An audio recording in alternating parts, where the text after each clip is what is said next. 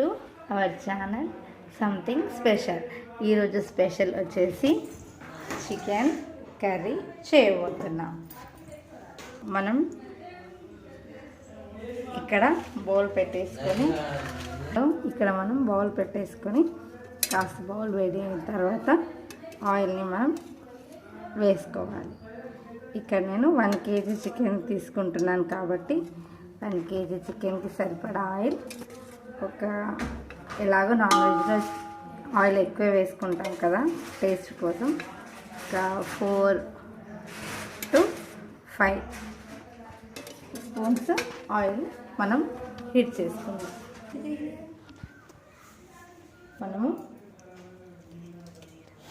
Oil heat అయిన తర్వాత మనం కాస్త కచ్చాపచ్చగా దంచిన లవంగాలు, యాలకులు వేసేసుకోవాలి ఆయిల్లో. తర్వాత మనం ఒక 4 ఆనియన్స్ ముందుగానే కట్ చేసి పెట్టుకున్నాం, అవి కూడా యాడ్ చేసేస్తాం.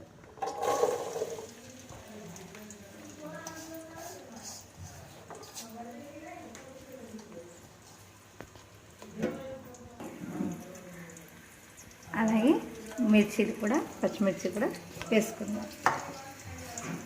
వీటిని మనం చక్కగా మిక్స్ చేసుకుందాం.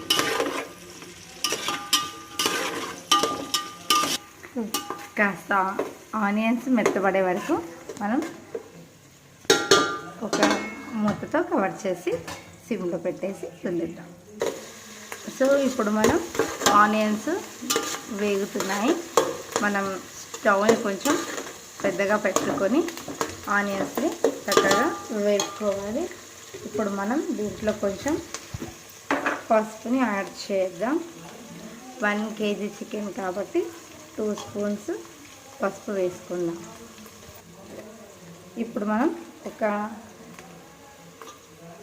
2 to 3 స్పూన్స్ సాల్ట్ వేసుకుందాం. తర్వాత ఇప్పుడు ఈ ఆనియన్స్ని బాగా మగ్గనిద్దాం. ఇలా మొత్తం మిక్స్ చేసుకొని ఆనియన్స్ బాగా మెత్తపడే వరకు మూత పెట్టేసుకొని ఉంచుకుందాం. ఇప్పుడు ఈ ఆనియన్స్ని బాగా కలిపేసుకుందాం. దీంట్లోకి మనం అల్లం వెల్లుల్లి పేస్ట్, దీంట్లోకి మనం నాన్ వెజ్ కాబట్టి కాస్త ఎక్కువే అల్లం వెల్లుల్లి పేస్ట్ యాడ్ చేసుకోవాలి. మనం కిలో చేస్తున్నాం కాబట్టి ఎక్కువ పడుతుంది. వేసేసుకొని చక్కగా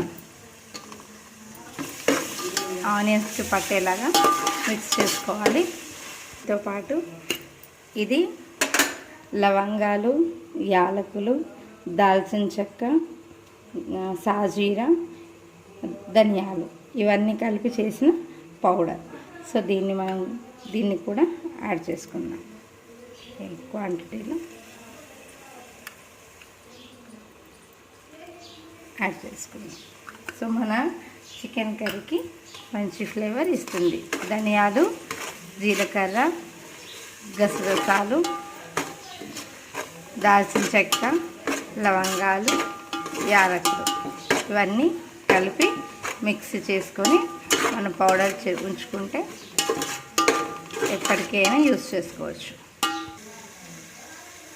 సో అలాగే మనం కొంచెం కర్డ్ని కూడా ఇందులో యాడ్ చేసుకుందాం. దీన్ని కూడా ఇప్పుడు చక్కగా మిక్స్ చేసేసుకుందాం. ఇప్పుడు సిమ్లో పెట్టేసుకొని మిక్స్ చేసుకున్న తర్వాత మనం ఏదైతే చికెన్ రెడీగా కడిగి పెట్టేసుకున్నామో దాన్ని యాడ్ చేసేసుకుందాం.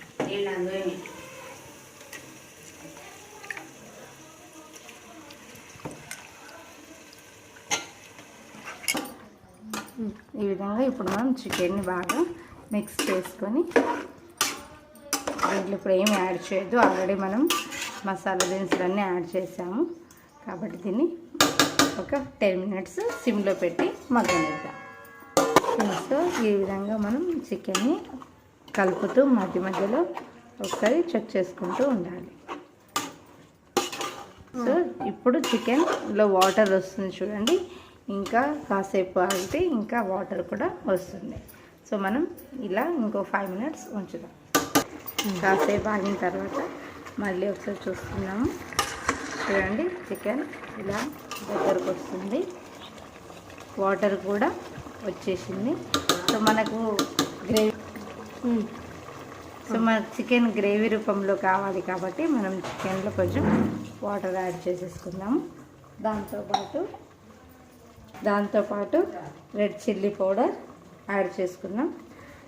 ఇది 1 2 ఇది కేజీ చికెన్ కాబట్టి 2 4 5 6. ఈ కారం ఎక్కువ స్పైస్ ఉండదండి, అందుకే నేను 6 స్పూన్స్ వేయడం జరిగింది. కారం ఎక్కువ స్పైస్ ఉండదు కాబట్టి నేను 6 వేసాను. మీరు ఎక్కువ వేశారు అని అనుకోకండి. చూడండి టేస్ట్కి సరిపడా వేసుకున్నాను నేను. ఈ విధంగా అన్నీ వేసుకున్న తర్వాత ఒక 10 మినిట్స్ సిమ్లో పెట్టేసి వెయిట్ చేద్దాం. చివరిగా మనం కొత్తిమీరతో కర్రీని కవర్ చేసుకోవాలి.